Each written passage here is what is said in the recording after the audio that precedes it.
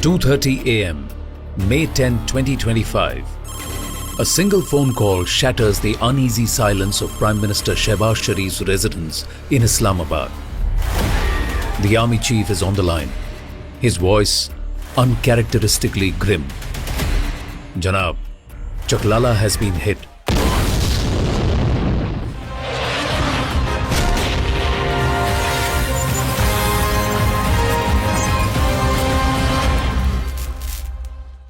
नौ और 10 की दरमियानी रात में तकरीबन 2:30 बजे सिपा सलार जनरल सैयद आसिम मुनीर ने मुझे सिक्योर फ़ोन पे मुझे बताया कि वज़ीर-ए-आज़म साहब, हिंदुस्तान ने अपने बैलिस्टिक मिसाइल अभी लॉन्च किए हैं, एक नूर खान एयरपोर्ट पे गिरा है और कुछ और दूसरे इलाकों में गिरे हैं।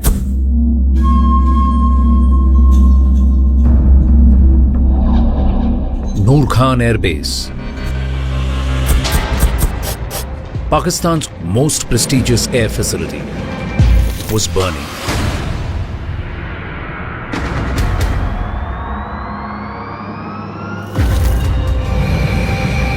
Not just a symbolic strike, it was surgical and devastating. India had done what was unthinkable.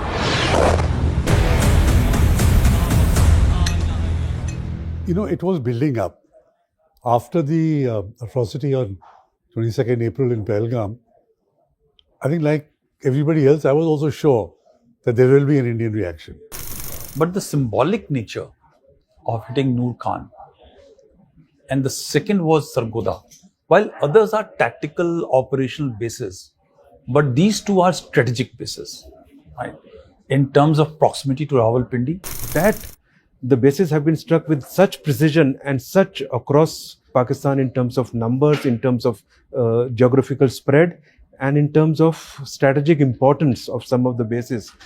That is what was, game-changing. Nur Khan Air Base, home to Pakistan's VIP transport fleet, intelligence assets and elite air units.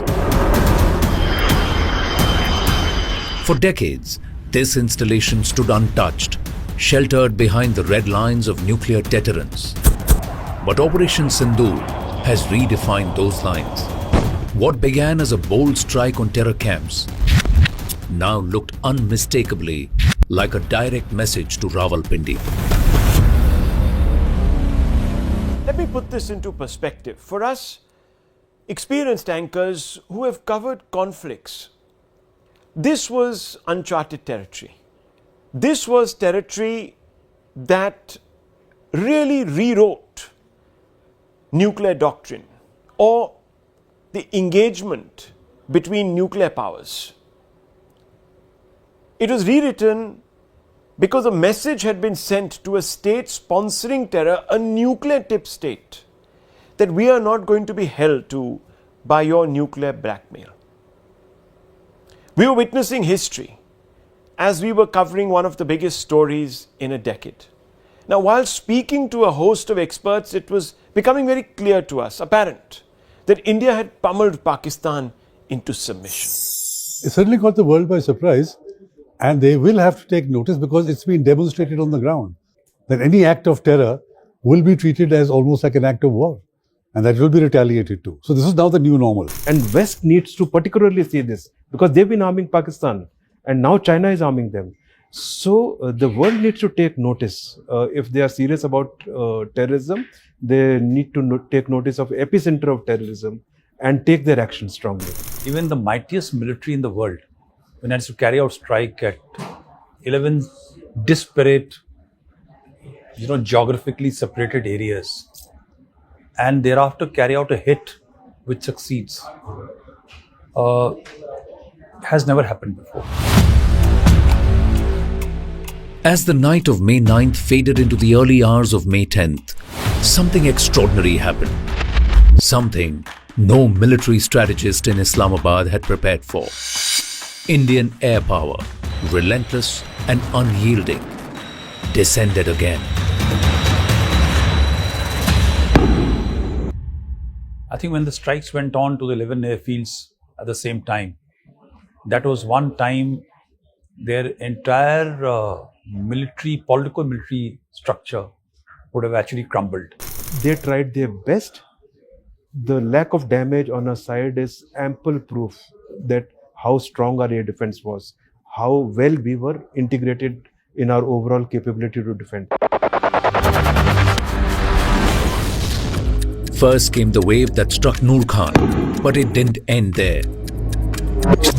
Within hours, Pakistan's prized military infrastructure was under a coordinated aerial siege.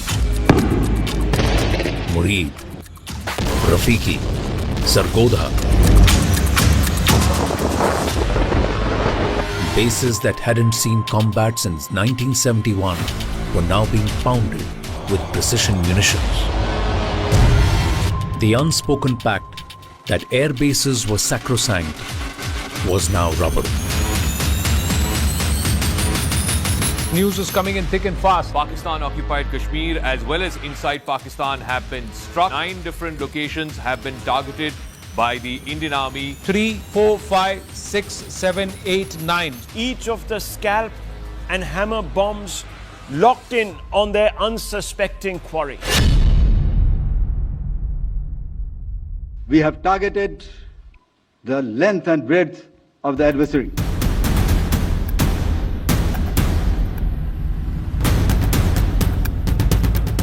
We will not submit to nuclear blackmail anymore, and that we will not make a distinction between terrorists and their sponsors. So if there's a terrorist attack, we will treat it as coming from the Pakistan government and the Pakistani state authorities. So these are all new doctrinal elements, the Indian policy, which the world has to get up and take notice and accept, because we have demonstrated it on the ground. In terms of what it did to the doctrine, I think firstly it is a very restrained action on our part. Okay, it wasn't, if we were building for a conversion conflict, what we did on 10th morning we would have done on 8th. In Islamabad, the mood turned from concern to dread. Prime Minister Sharif, bleary-eyed, entered a national security briefing at 4 a.m. Reports kept pouring in, one after the other. Pak bases pounded. A dozen sites targeted with clinical coordination.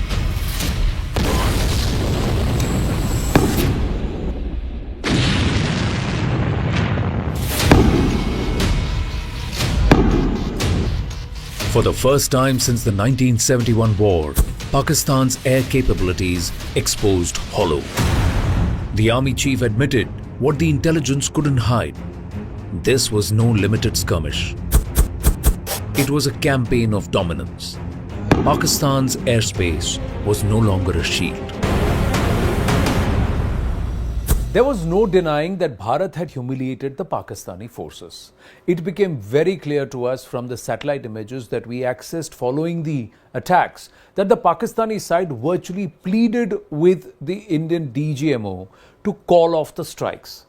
General Asim Munir's gambit had failed. Now, had he got the option of going back in time and stop one of the most dastardly attacks on Indian soil, perhaps he would have. So while they have been trying for 4 years to do something, but this one misstep or maybe an attempt to overreach has cost them a certain degree of, has backfired on them. But the moment it's backfired, where have they gone? They went running to Uncle Sam. And though this is as clear a signal as ever, that if you indulge in something like this, next time around the consequences will be even more devastating. So they need to pull back from the brink. I don't think so they will. May 7, 1 a.m. Operation Sindoor begins.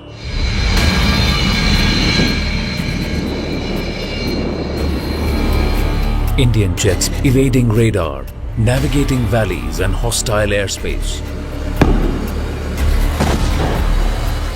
9 terror hubs deep inside Pakistan, Bahawalpur, Murid ke, Muzaffarabad, Bhimbar, Gulpur, Sialkot, Chakamru, Kotli and Bagh are surgically targeted.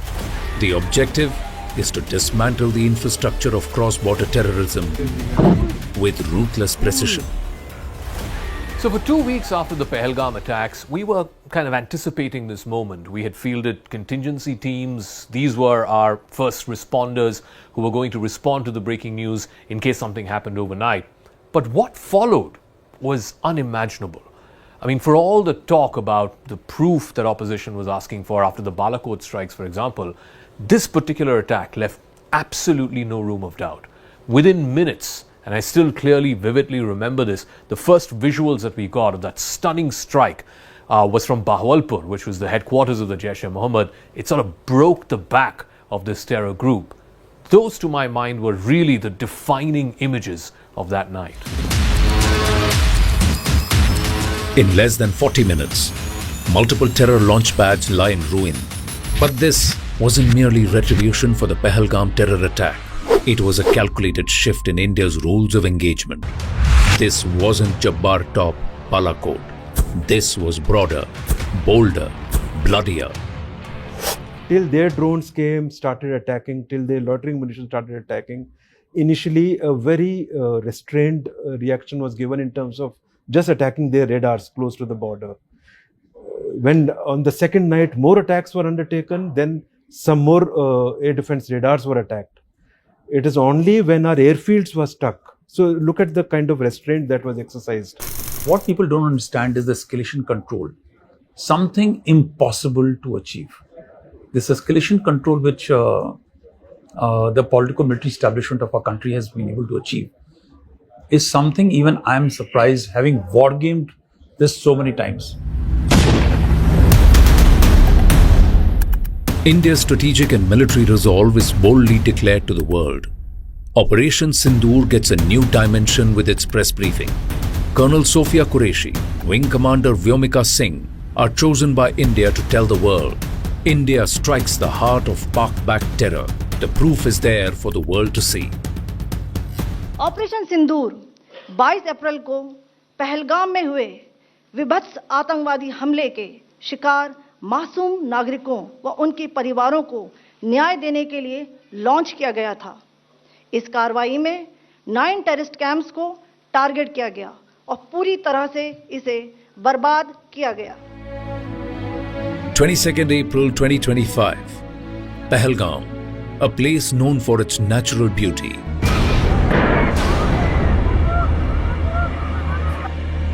became a graveyard of innocence.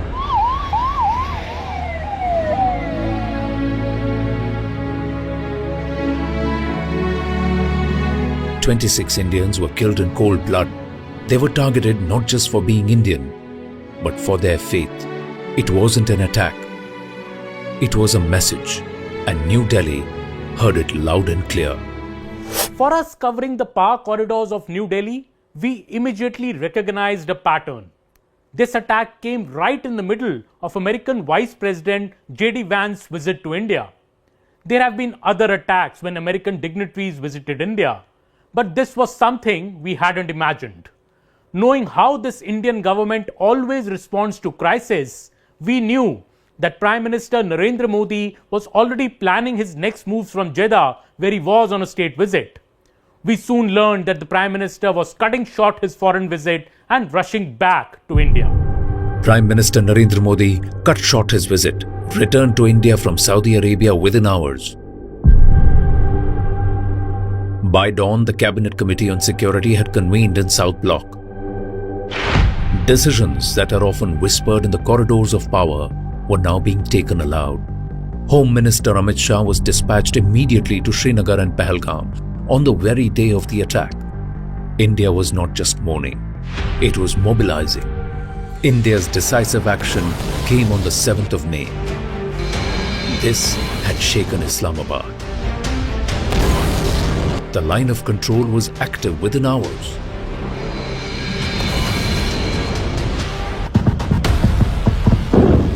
one such house in Murid where you can see the window has come out, the glass panels are shattered. But look at this. Shrapnels from the artillery shell landed here and then caused all of this destruction of this house. This entire structure here has completely gotten demolished because of the massive ceasefire violation. May 8th, late evening.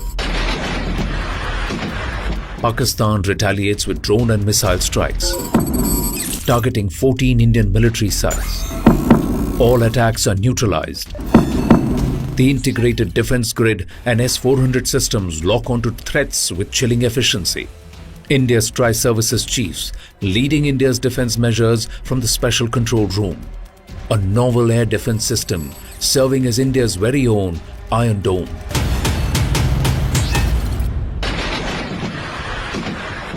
We were mentally prepared to report from the war zone, and whatever we saw was unprecedented. But then we knew of the sort of challenges that are coming our way, and it was exciting as well. While the border towns were simmering, back in Delhi, the diplomatic clock is ticking quickly. External Affairs Minister Dr. S. Jaishankar meets with Saudi and Iranian counterparts. The message is blunt. India has responded. If Pakistan escalates, we will not hesitate. The red lines are being redrawn. Foreign Minister's message to the West on India's right to defend itself has always been unequivocal. India gave a firm, resolute and measured response that destroying the relevant terror centers and launch pads. India's right to defend its people against acts of terror has also been recognized by countries across the world.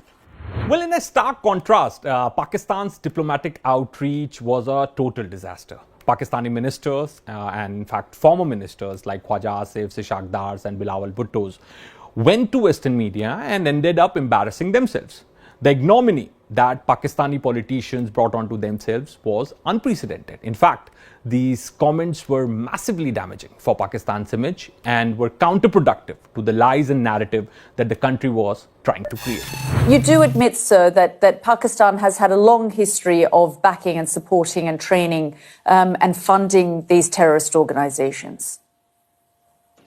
Well, we have been doing this dirty work for the United States for about 3 decades, and West, including Britain. As far as what the defense minister said, I don't think that it's a secret that Pakistan has a past as far as extremist groups are concerned. Let's start with this very specific allegation of 5 fighter jets shot down. Where's the evidence for that, sir? It's all over the social media, on Indian social media, not on our social media. The debris of these jets fell into Indian occupied Kashmir. Pakistan's attacks continue on the 9th of May.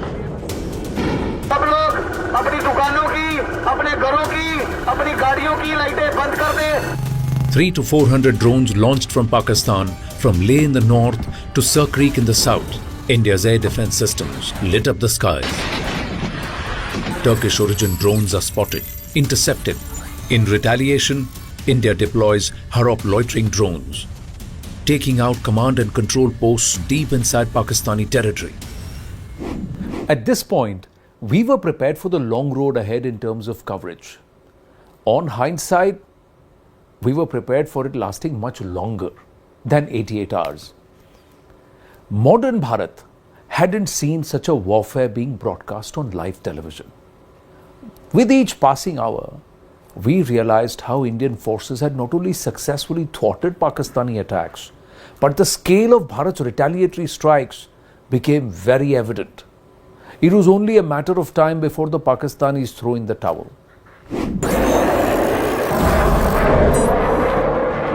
It is only after that strike that our hit has taken, our offensive action in terms of striking 9 of their targets right across, including Sargodha, including Chaklala, including Jacobabad, Bulari, all important targets.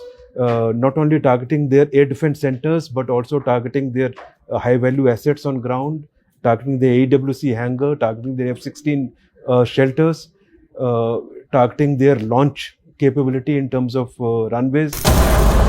10th of May, 3 a.m. The gloves are truly off.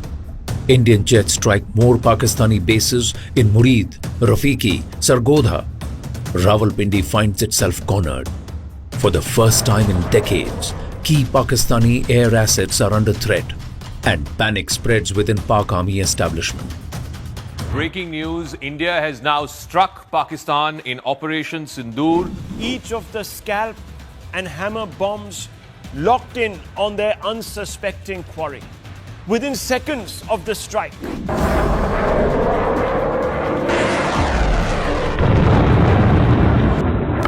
But what pushed Pakistan to the edge was a precision strike, we all believe, on Sargodha Air Base, which is close to the Kirana Hills, Pakistan's nuclear storage facility. And that sent a message of intent to the Pakistanis that today we are struck here, tomorrow we might even strike your nuclear assets. Again, the Pak misinformation machinery jumped into action, spreading fear of a nuclear radiation leak, and all the fears were soon laid to rest. But this was a pivotal moment of the operation that broke really the back of Pakistan's obduracy, its resistance.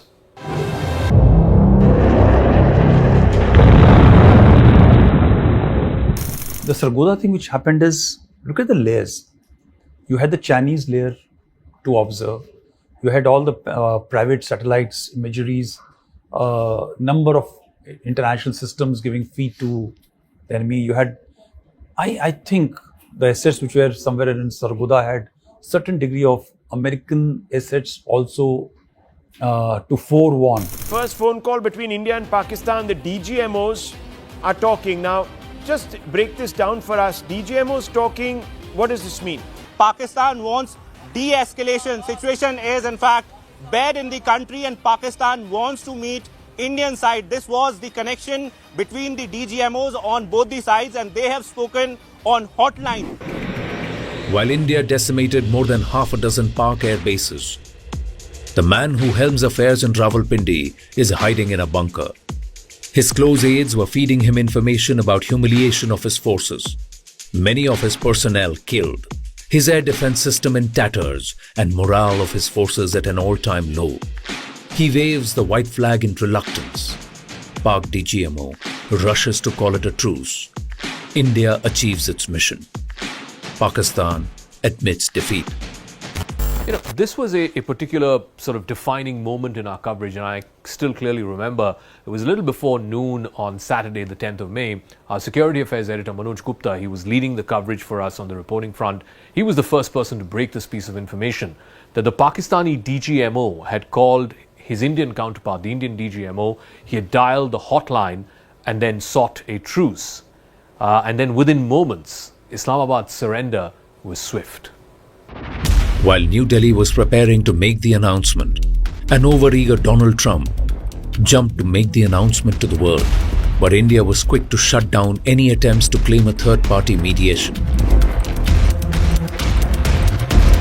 Military Operations of Pakistan called the Director General of Military Operations of India at 15:35 hours earlier this afternoon. It was agreed between them that both sides would stop all firing and military action on land and in the air and sea with effect from 1700 hours Indian Standard Time today. In Pakistan, the reality was sinking in. There were murmurs in the National Assembly of humiliation. Unlike India, there were explicit voices in the political establishment making a mockery of PM Sharif. अगर शेरों का लश्कर उसका सरदार गीदड़ हो तो वो नहीं लड़ सकते, वो जंगे हार लेते हैं। वजीर आजम, जब आपका लीडर बुज़दिल हो, वो मोदी का नाम ना ले सके, उसको आप क्या पैगाम दे रहे बॉर्डर पे लड़ने वाले उस जवान को? हमारी कमी है, हम मजबूर हैं, हम गुनाहगार हैं, लेकिन रब्बे काबा हम तेरे हबीब की उम्मती है, खुदा का वास्ता हमसे रहम का भला फरमा। This is largely an air battle, if you can call it that. So if they think they have done well, then the person who should have been promoted is the Chief of the Air Staff. He should have been promoted as Marshal of the Air Force. What did Asim Munir do? He presided over a defeat. And then being appointed as Field Marshal was basically to cover the loss, the decisive military loss that Pakistan suffered, is to cover up for the domestic audience. Operation Sindoor, clearly exposing Pakistan's misinformation. India relies on satellite images and recovery of ammunition. General Munir's colleagues clutch at straws.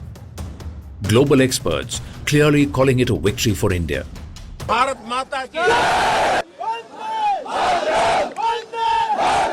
Operation Sindoor was partly successful in regards of destroying the terror infrastructure, but highly successful in regards of significantly weakening Pakistan to the degree where it became unable to defend itself from conventional strikes of the Indian armed forces, and had no ability to strike back upon India, and had no other option but to sue for ceasefire.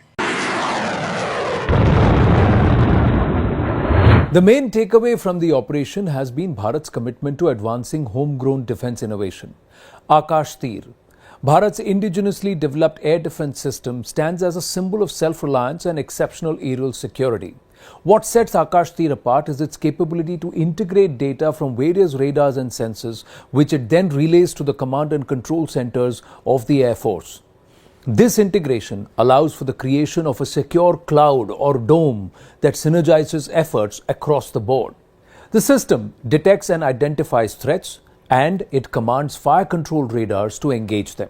It coordinates with multiple air defense units, making the entire process smooth and automated. So, we have one node of Akash Tir that is managing multiple units of radars, sensors and other AD equipments and is securing a large area. India issues a blunt statement. The era of restraint is over. Civilians were attacked, religious sites were hit, drone warfare was weaponized. India declares new norm in its military retaliatory action. Operation Sindoor ने आतंक के खिलाफ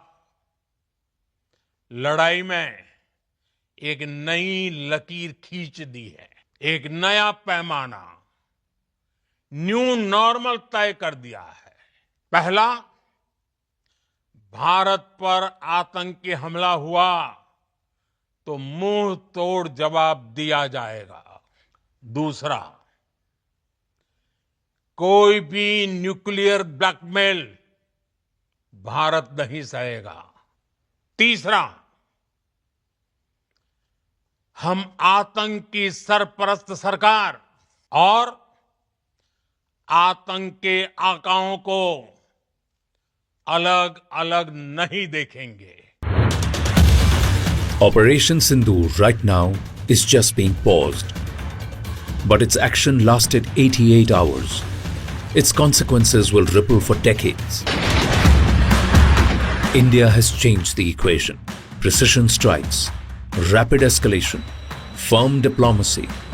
Pakistan's deniability has been shattered, and the region has entered a new chapter where terror will no longer go unanswered, and the cost of provocation will be paid more than in kind. आज देश निराशा के अंधकार से निकलकर विश्वास के उजाले में तिरंगा फहरा रहा है। 22 तारीख के हमले के जवाब में हमने 22 मिनट में आतंकियों के 9 सबसे बड़े ठिकाने तबाह कर दिए। दुनिया ने और देश के दुश्मनों ने भी देख लिया, जब सिंदूर बारूद बन जाता है तो नतीजा क्या होता है।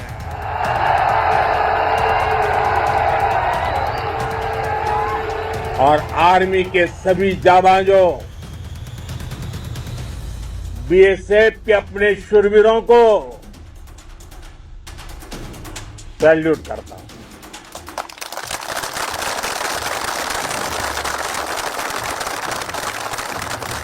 आपके पराक्रम की वजह से आज ऑपरेशन सिंदूर की गूंज हर कोने में सुनाई दे रही है।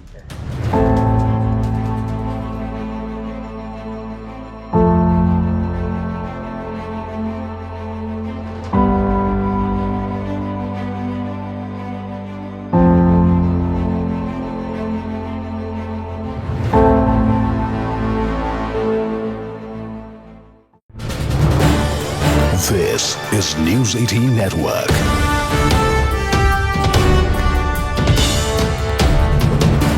India's largest news network. Uttar Pradesh के मुख्यमंत्री श्रीमान योगी आदित्यनाथ जी, केंद्रीय मंत्रिमंडल के मेरे साथी,